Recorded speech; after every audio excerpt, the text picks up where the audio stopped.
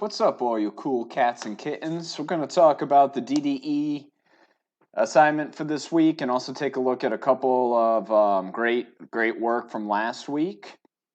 And we'll talk about what's going to be due on April 10th. So starting, I guess today or on the 6th or whenever you want, you're going to start working on your model and prototype. A lot of you have already completed this, which is terrific. You're going to insert the images of your model or prototype into your presentation. You're going to explain why you chose that solution next to your model and prototype. Then you're also going to work on evaluating and refining your concept, okay? Specifically, you're going to add information about what you would change after building your model. And then you get a bonus point for inserting a video of your prototype working. So once again here, due on the 10th by 9 a.m., you're going to build your model or prototype of your invention, explain why you chose that solution, and you're going to update the evaluate and refine your concept slide. Make sure to take photos of your model or prototype and include them in your design brief, and make sure that you're getting a few good angles of that when you are putting them in, okay? So let's take a look at some examples. We even have some examples of it being like complete at this point. Let's take a look at Corey's first here. So some selected design stuff. Corey's designing like a glove with antibacterial in it. And when we look at this, right, we've got some shading going on here, and he's also created his model. Okay, so his model is a glove, and he's colored the fingertips and the palms to show his antibacterial material. He's also explaining what's going on here. One thing that he's not explaining here, but we can update as we go along, is why he chose this over like another option. Okay, when we look at, let's see here, at Claire's, Claire does a really great job of her selected design, why she chose this selected design. One thing that's really great about her drawing is the sketching that's in here, okay, and the shading, rather, the shading. So really great job, Claire. Claire also has already made her model. She's talked about it over here, which is great. She's also talked about some disadvantages of it, how it has a tendency to tip over when the gloves are pulled out. So that's something that really like she could work on in her refine and redesign. Nice job, Claire. Ani also has gone through and kind of wrapped this up. She's doing a great job. When we look at her selected design, she's decided to design a paper wrap to go around cell phones to avoid contamination. She's using wax paper. Again, great sketches.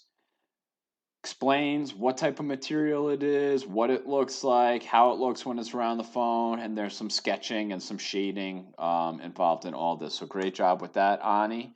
She's also created her prototype, which is terrific, and explained, what she could do later on to refine and redesign to make it a little bit better. So really nice job, Ani. Ryan has an awesome sketch here. I'm like super impressed with this, Ryan. Ryan's using UV light to help kill virus and bacteria. He has this setup here with an on-off switch being able to control. And again, like from a shading perspective, Ryan, this is really great work. So nice job there. He still needs to work on his model, but he's already jumped ahead to his refine and redesign. And again, like really nice. I like the idea of how this is coming together. At this point, it seems like he has a sponge, which is fine also. So really nice job to you, Ryan. And lastly, Alyssa here has created a reusable container jar to disinfect things. And the great thing that I like about this is her sketches are terrific, but she's really like looking at this from a real world perspective, which is really what I was hoping that a lot of you would be heading towards. She has designed her, models. It's actually a prototype of containing these reusable wipes, rags of some sort. She's made a solution to kill bacteria, okay? And she's even come up with her formula of having 1.5 cups of water, 1/2 cup of rubbing alcohol, and 1/4 cup of dish soap. And she's put this into a jar to have her rags, so you can pull these rags out and utilize them to clean. She also has redesigned and refined this of what to use and what needs to be washed so that it can be reused again. So this is one of the best examples I've seen so far. So really great job, Alyssa, because she has a real world example of like, look, we're running out of materials. What can we use to help protect ourselves? And I really like this project here. She also has a video of her using it. However, she needs to share this with me, which actually probably goes for a lot of you if you go to share videos. Okay, make sure you're sharing it with my nccsk12.org email address. So, once again, ladies and gentlemen, this is what's due this week. Okay, you just saw some great examples of it as some people are getting ahead here. All in all, everybody's doing a really great job. I'm seeing a lot of great stuff. So congratulations to you all. I hope everybody stays safe. I hope everybody is taking care of themselves.